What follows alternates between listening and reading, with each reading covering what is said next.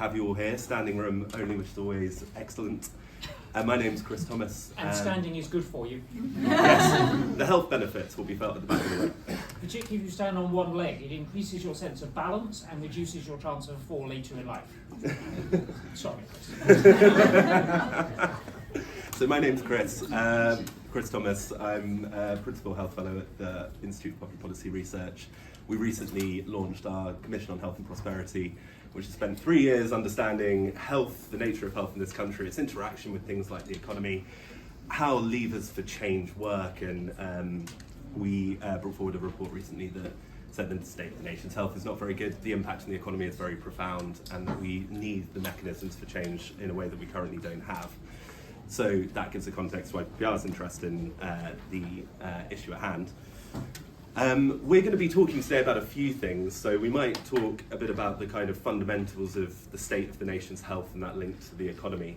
But we're also very interested in talking about experiences of the panel from government, why change can be very difficult. We all probably know in the room that health reform can be a very challenging proposition, and we have a system that's often quite institutionally against change. But also then thinking about those kind of challenges and those experiences, what does the future look like for a Conservative approach to health as we move into the next period of the Conservative Party's thinking? So we'll have some introductions on some of those thematic areas. We'll go to audience questions shortly after that, so do be thinking of your questions, but let me introduce the panel. So delighted to be joined first by Tim Luddig, visiting professor in practice at the LSE School of Public Policy, but also former senior advisor to chancellors and health secretaries, a range of government experience, so we're delighted to have Tim with us. Also joined by Emma Dean, Managing Director of Portland Communications. So Emma's public affairs specialist, has worked as special advisor to health secretaries during some of the more difficult times in recent years, I think it would be fair to say, but also to chancellors, so lots of different experience in those interactions, cabinet office as well, so in how the architecture of government works, and also brought forward that women's health strategy as well. And last but not least, we're joined by Anna Jarrod, Policy and Influencing Director at Impact on Urban Health. Anna joined Impact on Urban Health in 2020, but has lots of experience working in health policy. Really delighted to be working with Impact on Urban Health, who have supported this event, and without it we wouldn't be having this conversation. But they do a lot of fascinating work in terms of how some of the things we'll talk about today can actually happen in practice. We've showcased lots of that work through the Commission on Health and Prosperity, but delighted to have Anna here to talk about some of that today. So, let me open up to some initial reflections from the panel on the state of where we are and why change is difficult, but what the Conservative policy can look like in opposition. And Tim, maybe I could start with you for initial reflections. You may. So, first of all, I apologise I have to go in an hour because I'm speaking on another platform. It's that sort of day. Health has never been better in Britain. We are less likely to die early. We're less likely to have the sorts of conditions that lead us to have terrible health early on. I'm an economic historian. If you'd have been born, well, look, I usually say this to my students. I'd say to my students, my first year students, if you'd have been born in 1840, over half of you would be dead by now. Looking at your ages, 2/3 of you would be dead by now. Well, let's be honest, we should never forget the huge strides forward we've had. A friend of mine survived cancer and was the first person in the world to survive cancer with her particular treatment. She was told she had 6 weeks to live, she was on an experimental thing, she lived. We are curing disease after disease after disease. And of course that means we live longer and we get the chronic diseases and the chronic conditions of old age, which are very expensive. It's wonderful that fewer people than ever are dying in car crashes, but it's also very expensive. Car crashes kill people, pretty cleanly by and large. Dementia does not. We should celebrate that fewer people are dying early. Nothing I say from now on changes that at all. The NHS is in Labour's blood. Labour exists for the NHS. It will always be their number one issue. You only have to say NHS in a Labour Party conference, you get cheers. I go to all 3 party conferences. Low taxes are in the Tory DNA. You will find at least 10 billion worth of unfunded promises in every Labour event, and they'll all be on the spending side, and at least 10 billion worth of unfunded promises, but they're almost all tax cuts at the Tories. If the Tories are serious about tax cuts, they need to make the NHS cost less. Now saying, oh well, we'll force people to pay more privately is pointless. People are no better off if they have to take out insurance. So the Conservative Party, above all, should care about prevention. And prevention does mean taking on this sort of divide. The Conservative Party, like all successful parties, is a bonkers coalition. This is a party that voted for Boris Johnson, a mass interventionist, and Liz Truss. And bluntly, from a health point of view, Liz Truss is not the answer. You can write in afterwards and tell me what Liz Truss is the answer to. Liz and I were students together a long time ago. She's actually my oldest friend in politics. But I disagree with her radically and profoundly on health. If the Conservative Party is serious about low taxes, and if it's not serious about that, what is it serious about? Then it needs to take seriously the causes of bad health that can be cured by a more interventionist state. I am relatively old. I remember seatbelt laws coming in, and people criticised the government for what we would now call being woke and the nanny state. Does anyone really think we should get rid of seatbelt laws now? What about adding vitamins to flour? I bet someone opposed that as the nanny state. The nanny state is very sensible when it makes choices that any sensible person would make. No sensible person would take up smoking. Go and see my mum. Well, you can't because smoking killed her this spring. It destroyed the last 5 or 6 years of her life. It exacerbated her osteoporosis and it ate away her lungs. She did not leave her house, which was only 30 square metres, for the last 2.5 years of her life. The ban on smoking is a profoundly sensible thing to do. Reducing salt, adding vitamins, so on and so forth. If the Conservatives are serious about low taxes, they need to take that agenda as their own. Saying, oh, it's about freedom, is not a sensible long-term responsible position for a party that ultimately has to see itself as a party of government, or it is nothing. So that's my message to those of you who are Tories. If you want to get into government, if you want to cut taxes, you are going to have to embrace those parts of the nanny state that will reduce the cost of the NHS. I see no other sensible strategy for you. I can see some nods in the audience and I can see some frowns. Well, that's the purpose of an event like this. Can I also thank the organisers for my banana? And a biscuit, so we're balancing. Only that. one biscuit. Thank you for that provocation, Tim. Emma, come to you next for some opening reflections. You can tell that Tim does that for a living, can't you? I'm available at weddings, No, I will. So I left government almost exactly 2 years ago, and this is actually the first health-focused panel that I have done and spoken about since that time. So I do not consider myself a health expert or specialist. What I do have some experience in is working for the Department for Health for 2.5 years, predominantly during COVID. So definitely not sort of in normal times, and then sort of dealing with that, and then also trying to embed the manifesto from 2019, and then trying to very proactively not only diagnose a problem, but start bringing in some actual change with the Women's Health Strategy. After 2.5 years, frankly, I'd had enough.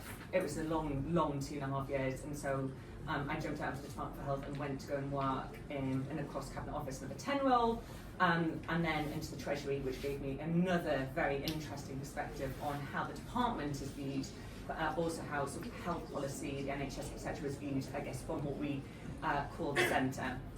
So, from I say, somewhat layman or sort of dangerously informed but not expert perspective, I was reading the Darzi review, which I'm sure many of you were a couple of weeks ago, and what really struck me was, it was a brilliantly articulate view of all of the problems that are in the health service at the moment.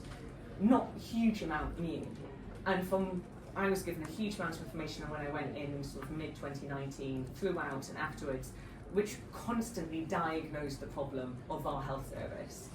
We have overdiagnosed. We all know what the problems are with our health service. What we haven't had enough of over the last 5, 10 plus years is some radical candor about what it's going to take in order to address all of those problems. And what we need to start thinking about, considering this is a conservative approach to health and presumably an eye on when we may next be in government, what our health service is going to look like by that point. And I have some hope, actually, that the Labour government and Wes Streeting being a new government with their relationships with the unions, etc., will be able to do a number of quite radical things that the Conservatives frankly couldn't, A, by being Conservatives, B, by the fact that there had been sort of austerity for a number of years. We had just prevailed over COVID and we ran out of time.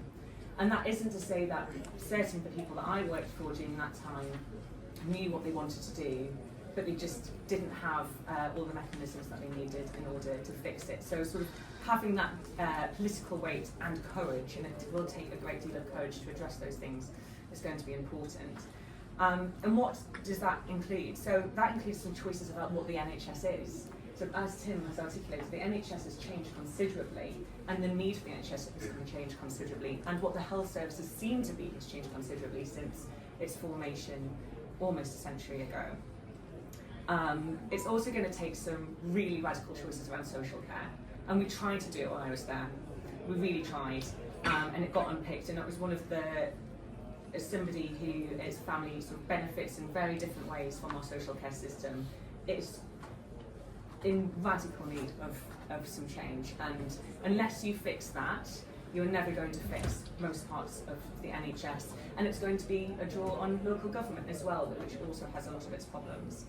The other thing that I found particularly interesting when I was there were the difficulties in the structures between primary and secondary care, which I don't think gets talked about enough. Unless we fix how primary and secondary care interact and see each other and view each other, again, a lot of these problems aren't going to be fixed.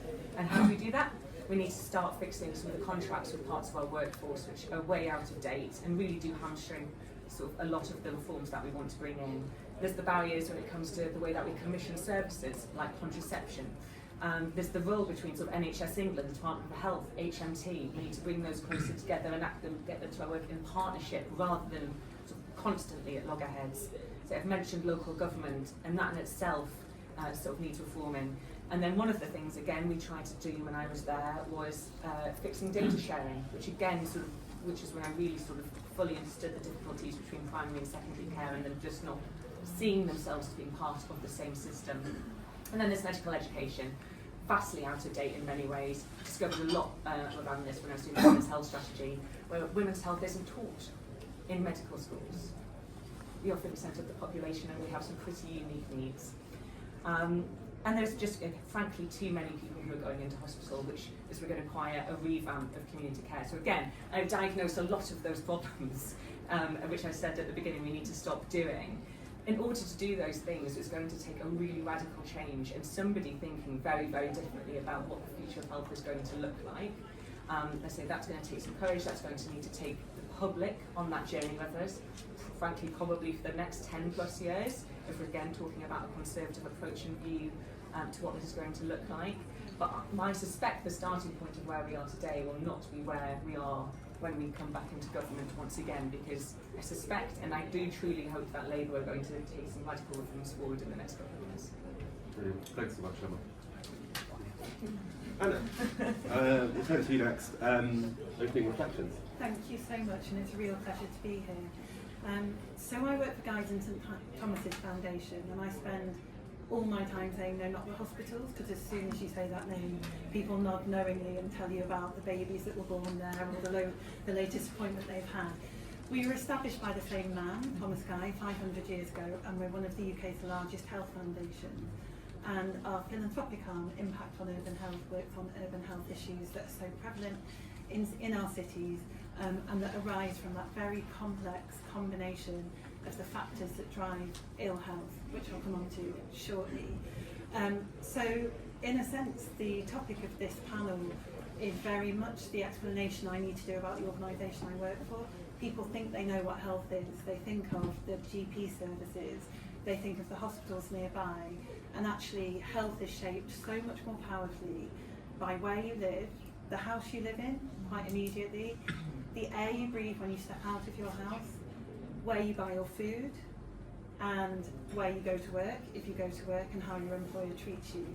And it's a much maligned statistic, so hesitate to bring it up, but it's often said that 80% of our health is shaped outside of the health service.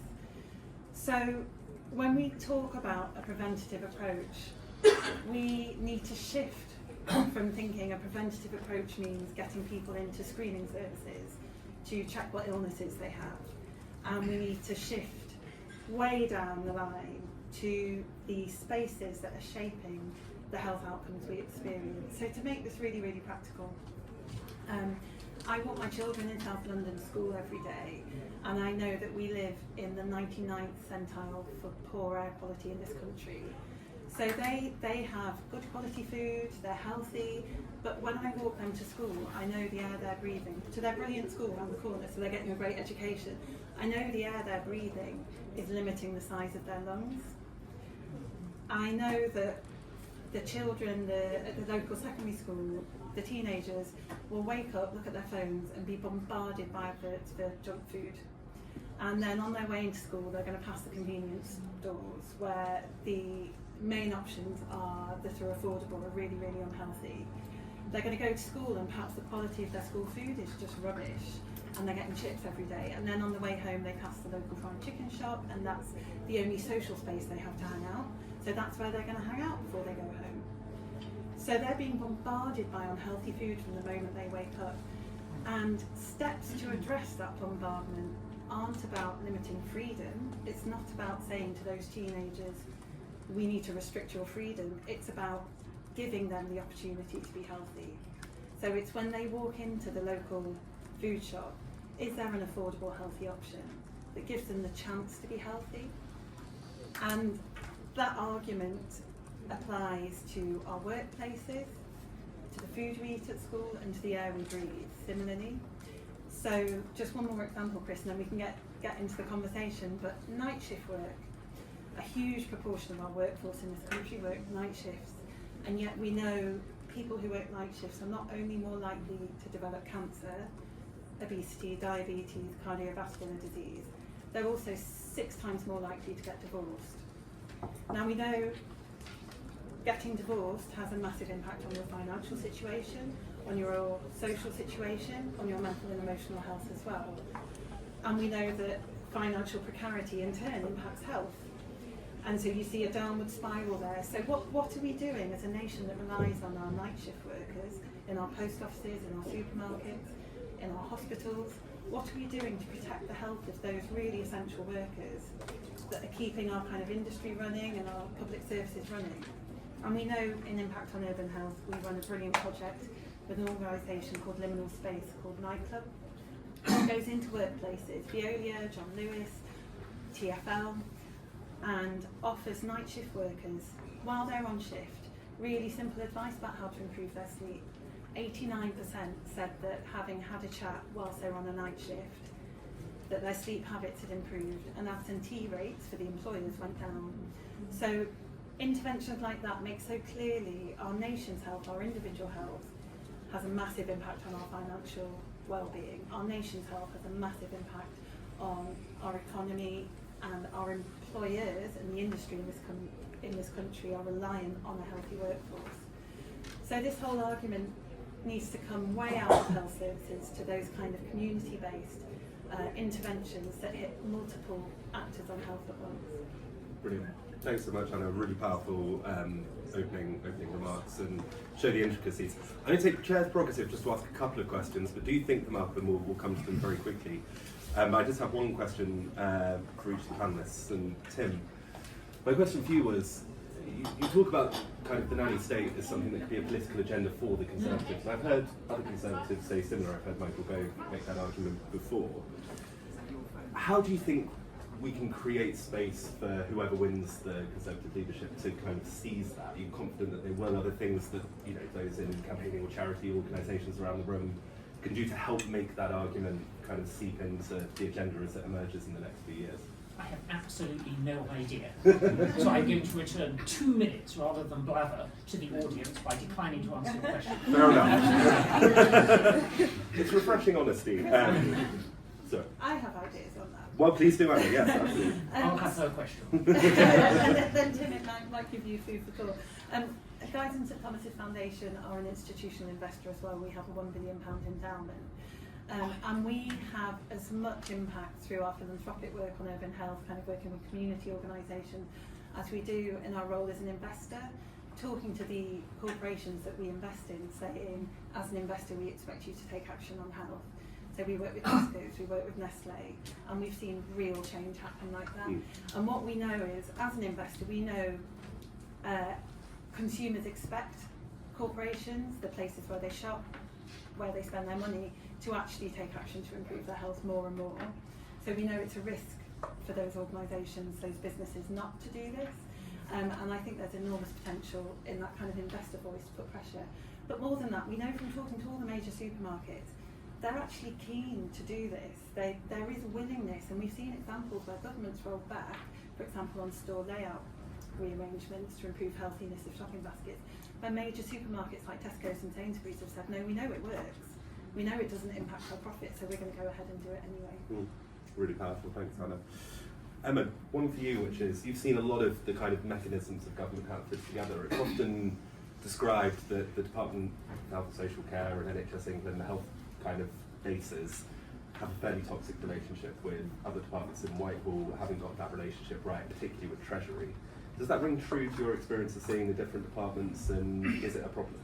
It's a really interesting question. I don't know if toxic's the word that I would potentially use. I mean, I did a podcast fairly recently, and I had a few people contact me afterwards, because I said my view is that anyone who works in sort of a fairly senior role in number 10 or Treasury should have had to have worked in a delivery department before they go into those roles. Nice. Because my sense was, certainly when I was in the department, we'd get a lot of people from various departments, usually number 10 and Treasury, ringing us up and sort of, you know, not so politely asking what on earth it is that we were doing or why we were failing to grip things, and sort of pushing back on either things we wanted to do or sort of challenging us, not unfairly. But what they just did not understand and had not seen for themselves was sort of the number of issues that we were dealing with in the department. And this was sort of in peacetime, sort of outside of COVID. The number of stakeholders we were dealing with, sort of the wrangling we had to do with NHS England in order to sort of actually get anything that we would politely suggest they might want to do done, having oversight of where the money was going, trying to oversee sort of contracting with GPs, which actually we sort of had no real official oversight over. The life sciences element as well, trying to also do digital transformation and actually for most departments, what we were trying to do in a week, that was probably a quarter, as in 3 months worth of sort of inbox material. People sort of talked to me about having sort of 10 subs in their Secretary of State's box. I was averaging 45 a day. It's the number. This is partly why I say we need to sort of think about what the Department for Health is, what the health service is, and what we'll do, because actually the breadth of things that we'd be looking at was just too much for any single department or any single health service to trying to be looking at. And look, every department has its own agenda and its own role. The Treasury obviously wants to know where the money's going, of which most of the time we probably couldn't have an adequate answer, certainly in the short term. Not unfairly. Number 10 wants to know that what we're doing is sort of politically sensible and actually going to achieve something in the short term. I mean, the health service is the biggest political hot potato. One of the reasons why I was so interested to go and work in the department, because everybody has an opinion on it. It touches every single one of us in some sort of way, constantly.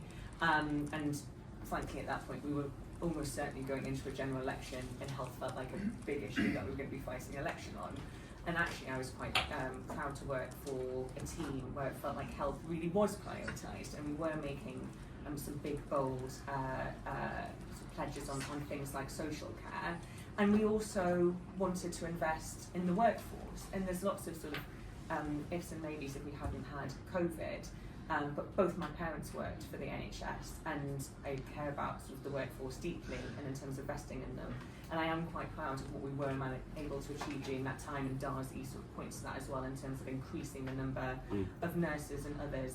And that's where we had some more sort of direct levers. Where we didn't do so well is in areas like GPs, where we had far fewer direct levers. And so, to go back to your sort of original question about sort of the relationship, I think it comes from a lack of understanding of actually the breadth and weight of expectation on the department, the lack of actual levers you have to pull when you're sat in the political team in the Department for Health.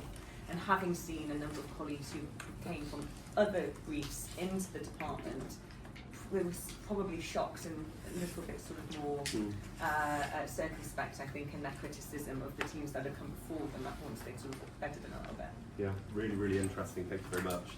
I'm not going to hold off questions any longer, so Alex, we'll go to you first. I'll take a couple each round and we'll let panellists use, but Alex, go ahead. Thanks, Chris. Alex from the Fresh Heart Foundation. Absolutely agree with the shift to prevention. 80% of cardiovascular cases are preventable. I wanted to ask around this cycle that we always find ourselves in when Conservative ministers and shadow ministers in the Health Department. It feels like we make really good progress. You know, Matt Hancock had the Prevention Green Paper, never saw the light of day. We seem to make progress, get them on board with the prevention agenda, and then we have a reshuffle.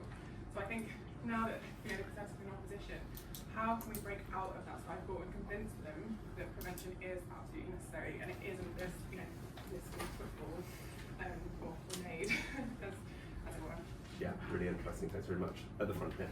I'm Maddie Smith. I'm president of the Royal College of Psychiatrists. And I have to say I completely agree with everything that the panelists have said about prevention. I'm a little bit disappointed I haven't heard a bit more said about mental illness, because we are talking 20% of the disease burden. And these are conditions, Tim, you mentioned dementia, etc., but mental health problems primarily arise in youth, 50% before the age of 14, 75% before the age of 24, and they can be prevented so they don't become long-term conditions in adults. And it's interesting to think about urban health, so air pollution, access to green space, density of urban living actually increases the risk of mental illness, including highly, severe mental illnesses like schizophrenia. Rates of schizophrenia in urban areas are actually twice what they are in rural areas. And the question is this: you've all said this really in some way or other, that surely there needs to be a cross-government approach. This isn't just a health issue, this is Anna said. Surely there has to be a cross-government approach to prevention of health. And what can the Conservative shadow ministers do to support that cross-government approach? Really good question. Thanks very much. Gentleman there. Hi, I'm Henry Gregg from Aspen Lung UK. We represent the 1 in 5 people, 12 million, who have lung conditions. So while Tim's right, we've made some progress. Actually, if you look at some of the comparators with Europe, we have the worst death rate for lung conditions in the whole of Europe, which is shocking really if you think we don't have the most smoking, we're not the coldest country. Equally, the IPPR has shown that we're recovering more slowly from COVID than any other industrialised nation, and I think they called us the sick man of Europe, or the sick person of Europe. And sitting behind both of these things is health inequalities. Basically, that's what's driving both of them. So Tim, you've made a really good case for the Conservative front bench to embrace prevention.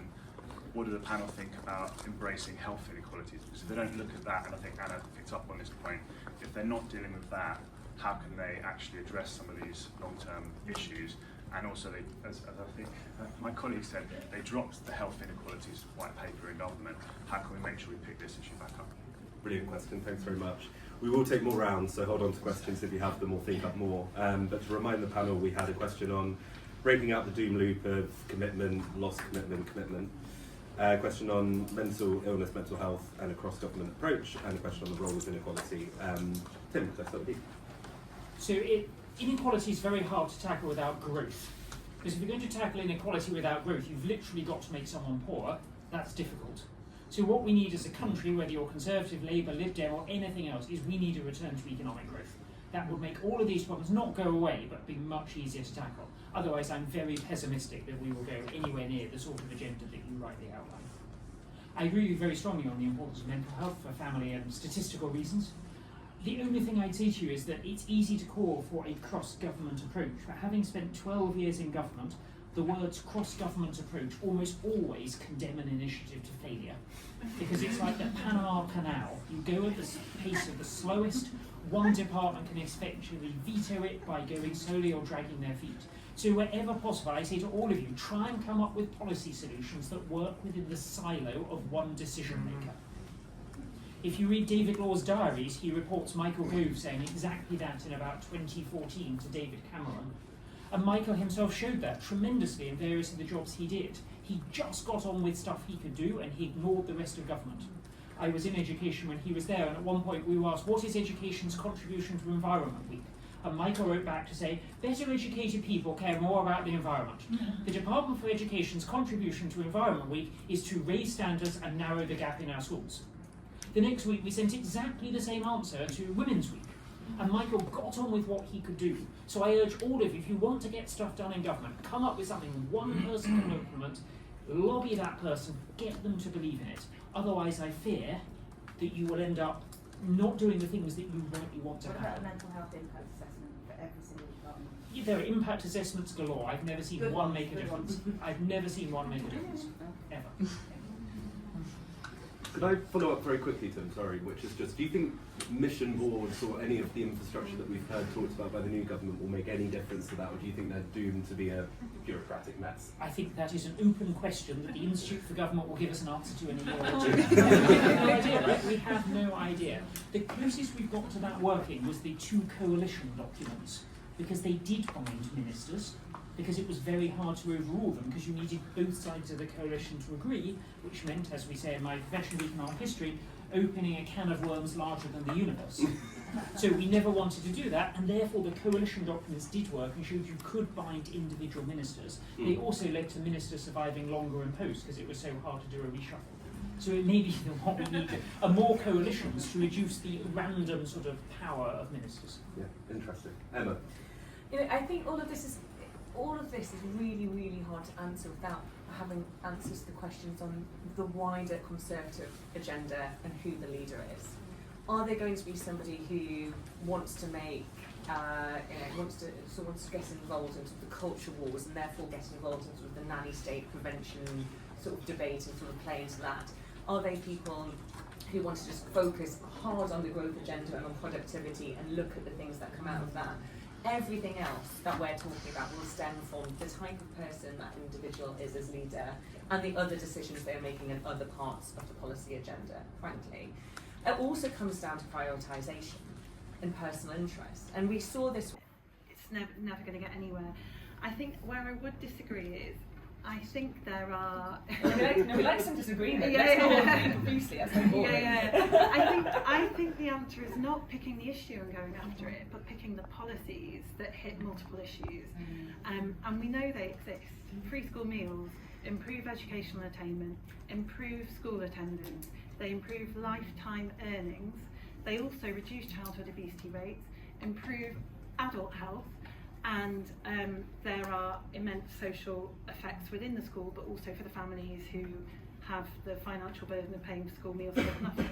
So that is a policy that hits multiple social, health and financial factors at once. And if you model, we did modelling with PwC, and for every £1 spent by the Treasury will receive £1.71 back over 25 years if they rolled out universal free school meals for children. So that is that's good value for money, and you're improving outcomes across multiple domains. Completely agree with that. Completely agree. Going back to my point though about the political decisions and the sort of policy and agenda you want to have in order for it to be a Conservative approach, whatever that is going to mean, is that I remember from my time, this was by the time I was in number 10, this was a point where cost of living was starting to really impact people. Marcus Rashford was doing his campaign about free school meals and having sort of an ideological debate, bizarrely at sort of a morning meeting about, is it the government's responsibility to feed children? And you just like, I mean, honestly, I was like, at this point, I was like, I've got to leave this. I was like, just feed the children. But this is what I mean. But if that is how in government, by the time you are in government, you are sat having a debate about what is it our role to do or not. And thankfully, there was a split opinion. It was a proper, feisty debate. That is what we spent our morning doing, rather than just feeding the children, right? Or not. But but if you don't, then what are we going to do? And this is what I mean about there's got to be a basis, an ideological basis that will then, give some clarity in terms of what all of this stems from. Whether you do things or not. And I think actually what we saw over the last sort of 5-6 years, especially, was trying to please everybody, and we did it badly. I think that's true, but also kind of speaking from kind of the space I'm working with colleagues in a foundation, we often have the question to ourselves, we have resource, We know what issues we want to have impact on, how are we going to do that, and we know it's a combination of finding the policy solutions, making the case, so campaigning, funding those campaigning organisations, but also making the economic case. And there has not been enough of that. I agree. There's been too much reliance on, this works really well in this area, we should roll it out, which doesn't always work. We've seen multiple examples of place-based approaches that just don't marry up to other areas. We can all cite those, but also there are some moments in time when the ideological or kind of moral case can be made, and I think Marcus Rashford is an example where that kind of Overton window became available, and he came in and spoke to the public on the issue of school meals. But we just need the economic case. We need to know how much these things cost, but it's really hard. It's really hard to know back that. to the Treasury. This is what Yeah. I always say. So I want to call some discord then and say I think that's the daftest thing I've heard. I was a free school meals kid, and the panel sat here as if to say, oh, well, it's obvious we should do this. It's $3 billion a year. Why would you want to spend money giving my daughter a free meal?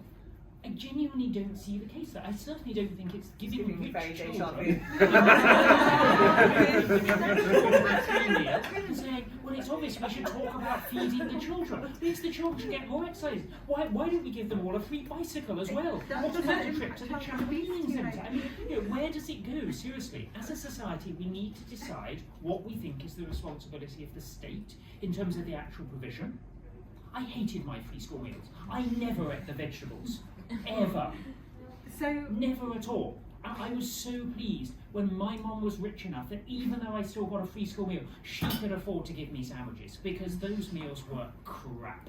And they're still often crap. Kids don't like them. And my mum was perfectly capable, like most parents, poor and otherwise, of making a decent, healthy school meal. Now, maybe we don't think parents are responsible enough to do that. Maybe we should nationalise lunch on Saturday and Sunday as well, and during the vacations. Come to $6 billion then. Maybe we should make it compulsory for all children to turn up somewhere to be fed at lunchtime. I'll give Anna a right to reply, then I'm going to go back to audience questions, because it's been a gap. My kids who live in London so are now in receipt of free school meals because of the action taken in London. They love them. But there's a really interesting universality effect, which is with free school meals, if you provide them to the children who are from the most deprived families, you get really brilliant impact.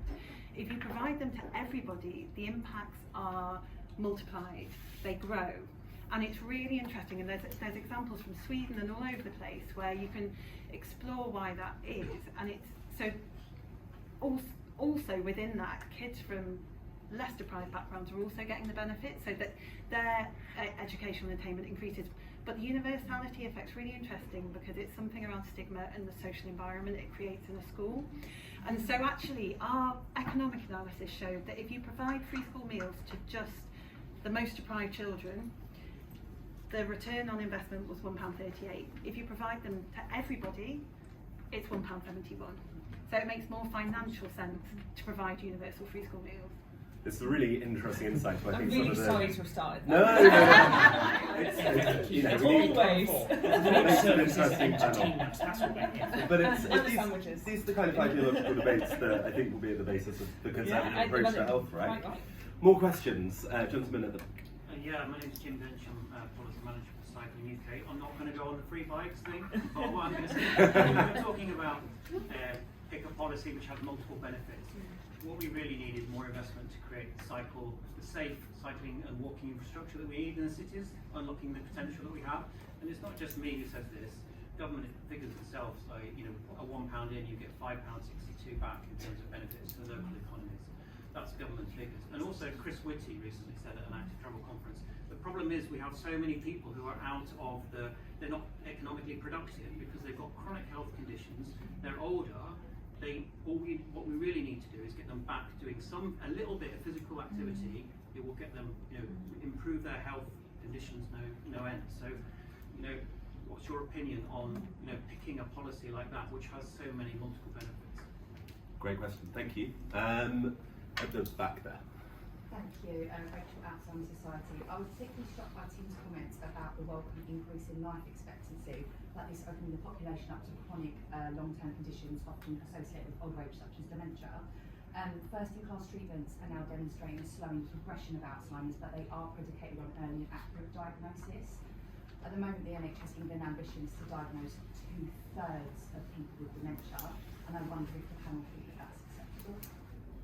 Great, thanks very much. And then I think there was a question.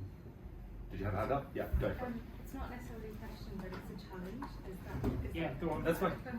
And I don't know how much it advances the debate, but I just wanted to say I am the beneficiary of free school meals. You and me both.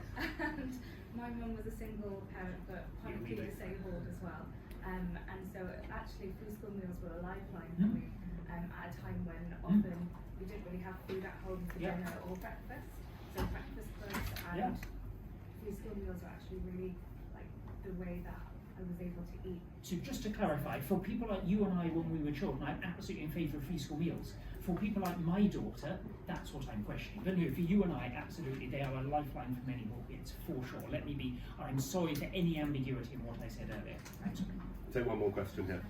So, do you think politicians are actually relevant in this space? Because actually what you described is Treasury, the institution, being a decision maker here. And it's really interesting, isn't it? If you think about social care, we had a Prime Minister who said he was going to fix it on day one.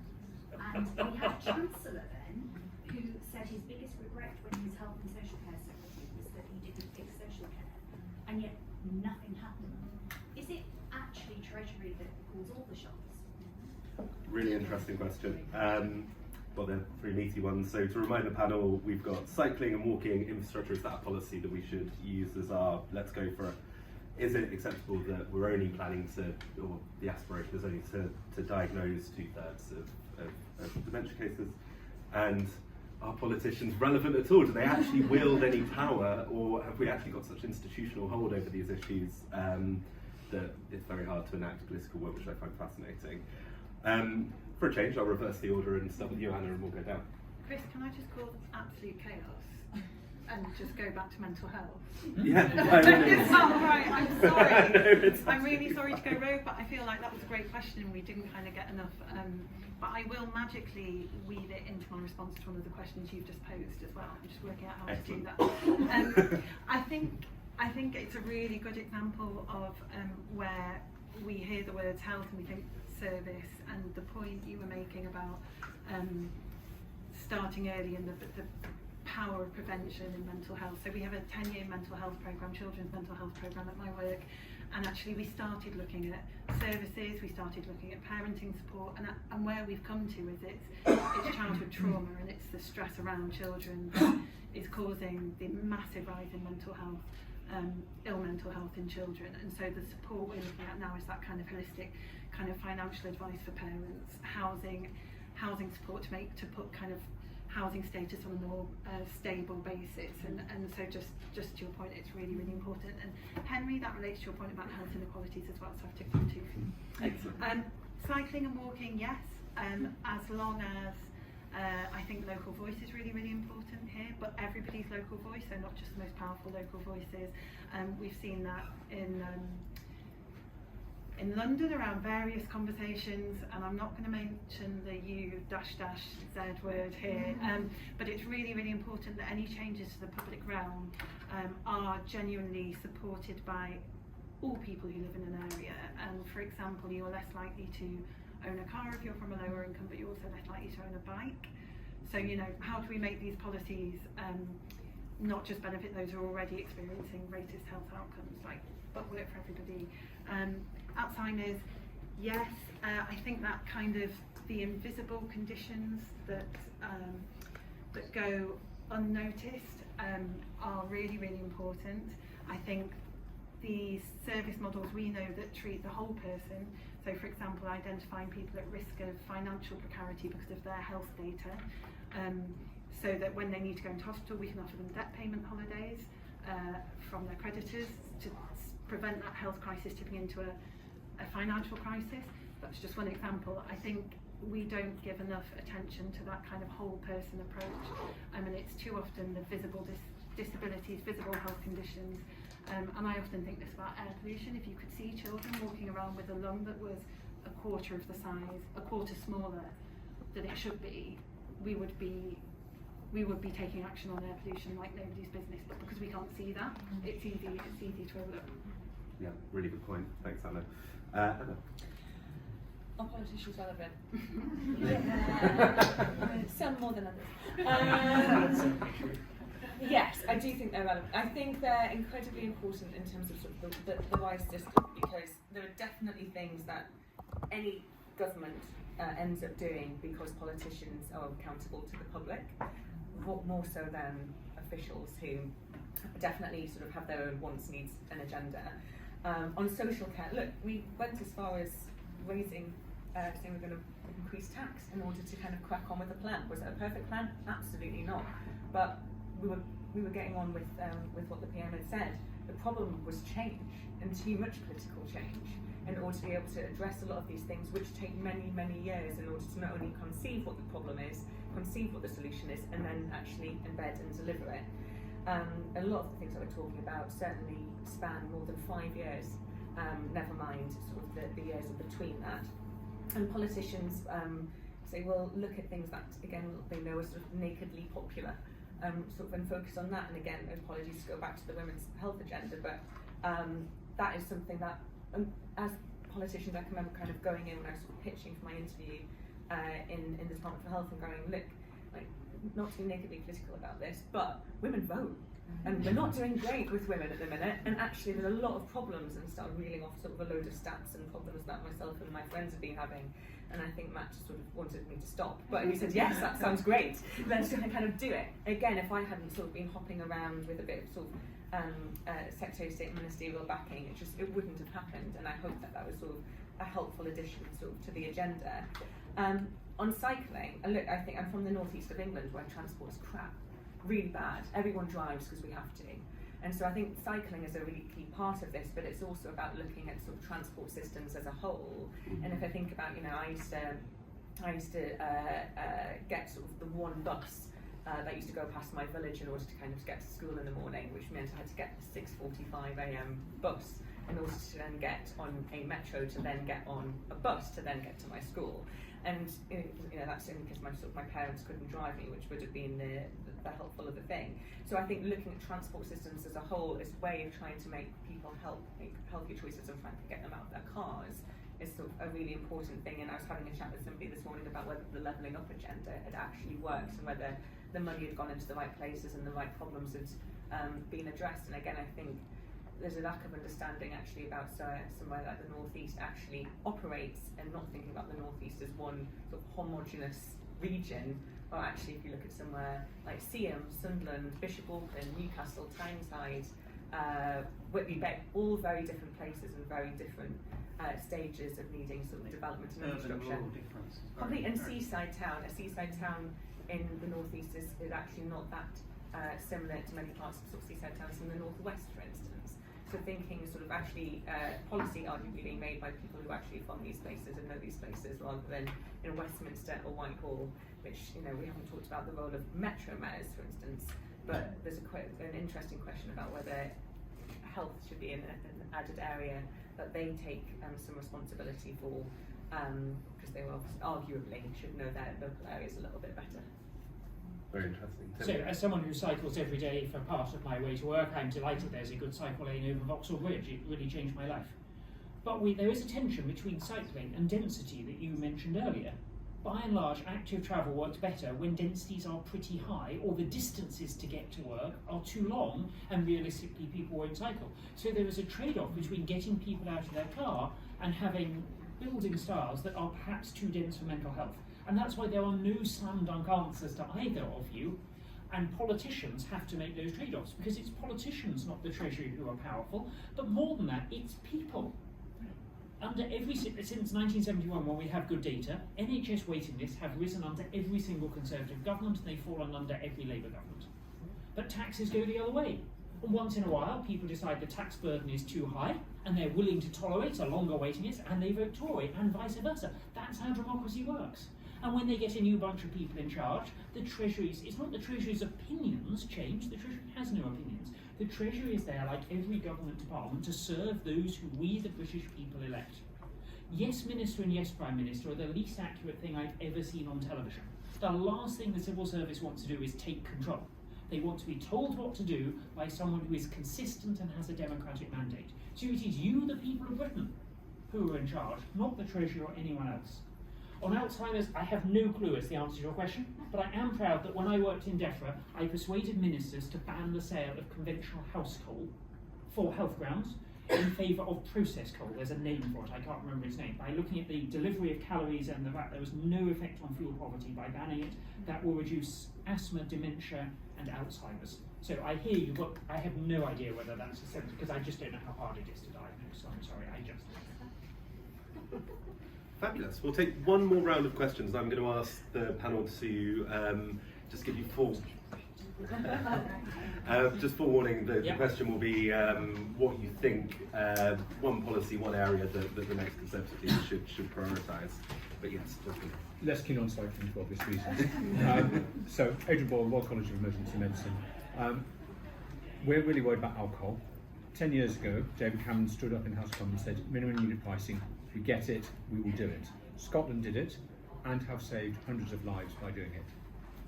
Why is it such a difficult policy to enact in England? Very good question. In fact, we freeze alcohol duty fairly regularly instead, which goes the other way. Yes. Hi, I'm Catherine Samwright, also from the Royal College, from the Royal College of Physicians. And essentially we do a group called the IHA, which is the Inequality of Health Alliance, which is 250 organisations, so looking at like health, so I'm actually part of it, looking for like a cost government strategy towards health inequalities. But I guess we talked a lot about government working, and essentially I guess how can government, or in general like kind of third sector groups, facilitate better with governmental working outside of maybe like a formal strategy? Yeah, really good question, thank you. And yes, Hamza. Hi, I'm Katie, I'm from the Terence Higgins Trust. I just Sorry, wondered... from the charity? The Terence Higgins Trust. Terence Higgins Trust, sorry. I just wondered if you thought, should we want and how do we make prevention a political issue? Because we're a room of health policy, public affairs people quite like acutely at this conference, and there are obviously, I think, probably not many Conservative Party members in the room, and similarly at Labour conference. Should we want this to be a political issue? And if so, how do we make it one? Or should we be happy in these spaces just having policy conversations at political conferences? Really good question. Always strikes me that people will march to save the NHS, but I've never seen a march through Whitehall to do anything on the public health prevention side particularly. So, remind the panel we had questions on alcohol, wino, MUP, alcohol deaths up alarmingly since 2019. May I go first because I have to run? Yes, you absolutely can. Sorry, I'm speaking to another event at 8 o'clock. I have no answer, I have no idea, but she works for those sorts of people who do it, I know. I do have a good answer to you. Give people your phone number so that they can always answer your phone and always give them a clear-cut answer. So when I was in various, I knew the Institute for Fiscal Studies, Paul Johnson and that team very well. I was on the council of the IFS, I'd known them 25 years. I know they're trustworthy. And so there were times when I texted them from the middle of a meeting with a minister to get an answer to a question.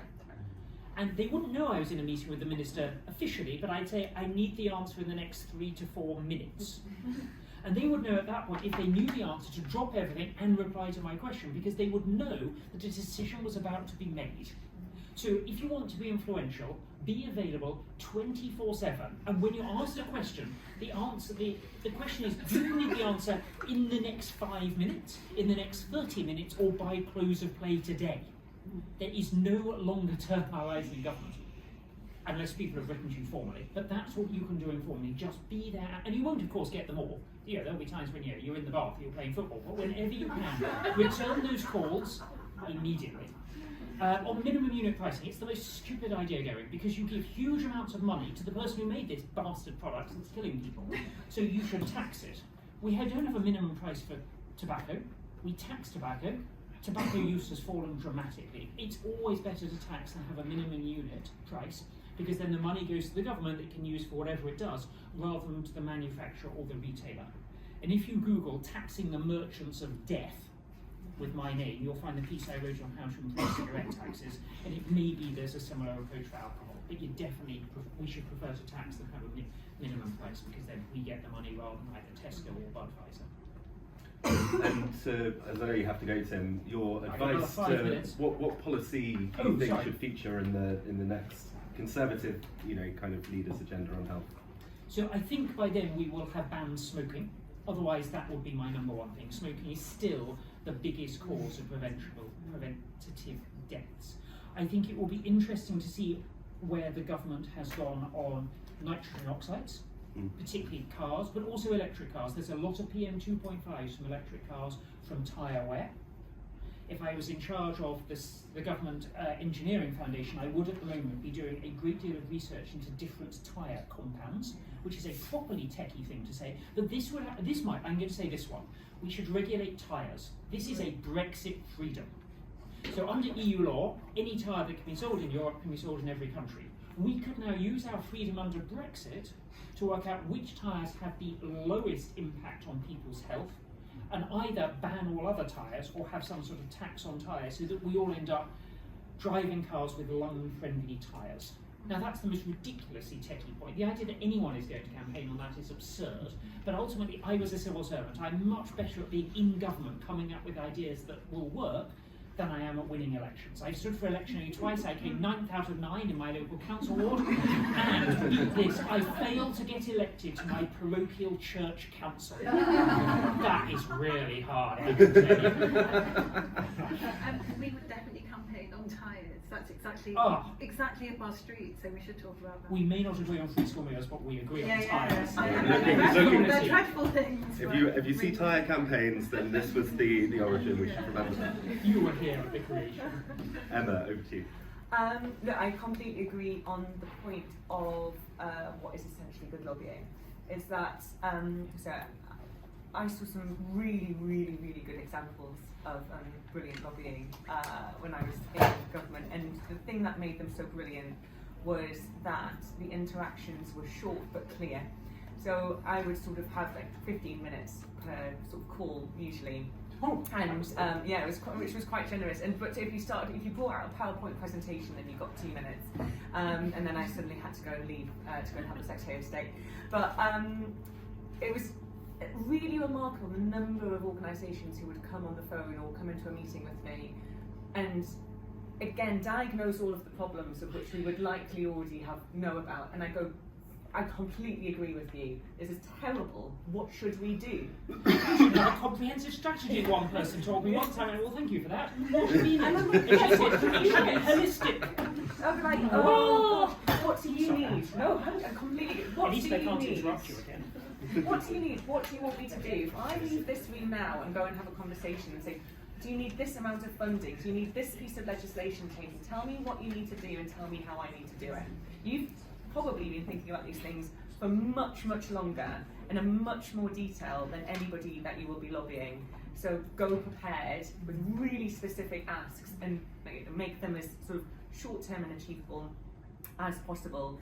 And definitely just get to know people. I think one of the other things that I found really strange, because I'd worked in consultancy, went into government, back in consultancy, and the thing that I found very weird is just this slightly dehumanisation that happens with sort of special advisors and ministers, where I can remember getting a letter from somebody who was a client until about 2 weeks previously, sort of, dear Mrs. Dean, telling me about their R&D facilities, telling me about, I drafted those letters.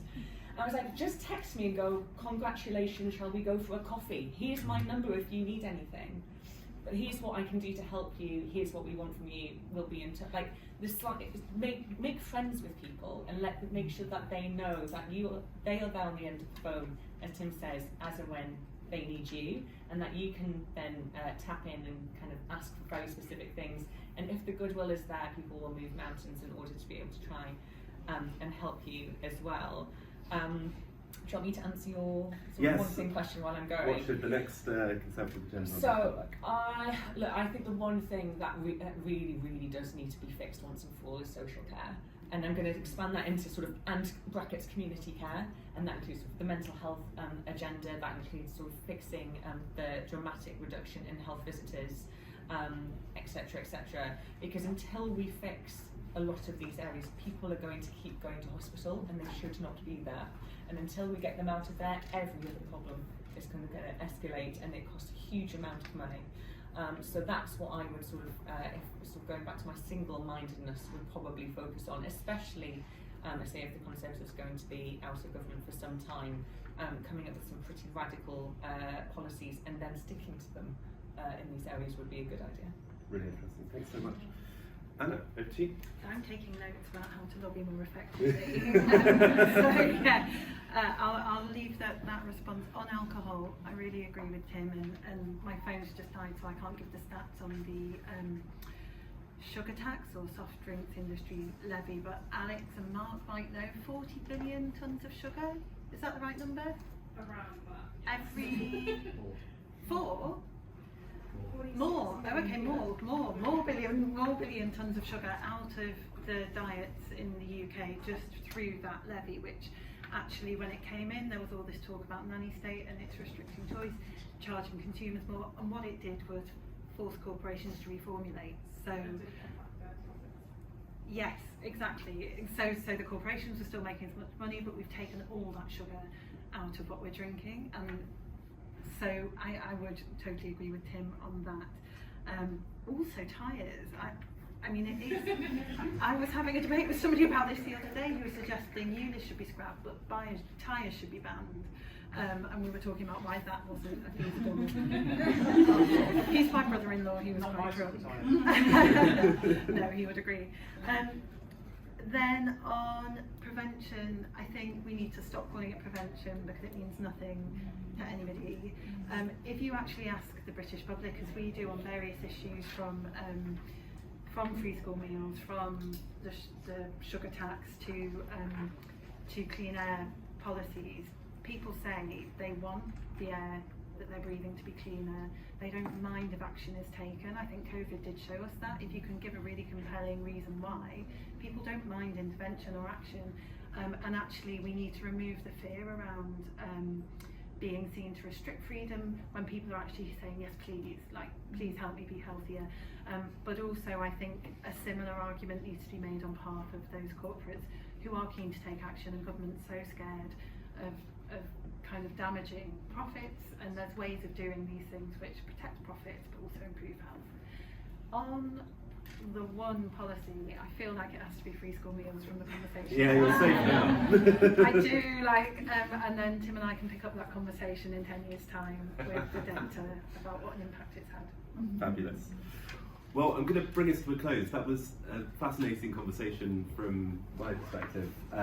We heard lots about the issues, but also some tips on lobbying, the views that the government can intervene and that be a Conservative agenda because we can tie it to things like low tax or whatever it might be that's part of that agenda that we need the nation's help. Thank you so much for your contributions and for coming. Thank you to the panellists for joining us and giving us the benefit of their expertise. Thank you particularly to Impact on Urban Health for supporting the conversation. Again, we wouldn't be having it without them. If you would like to find out more about what IPPR's work suggests as a programme for government, then look up our Commission on Health and Prosperity. We released a final report 2 weeks ago, lots in there to get stuck into. But yes, have a lovely rest of your conference, and thank you very much for joining us.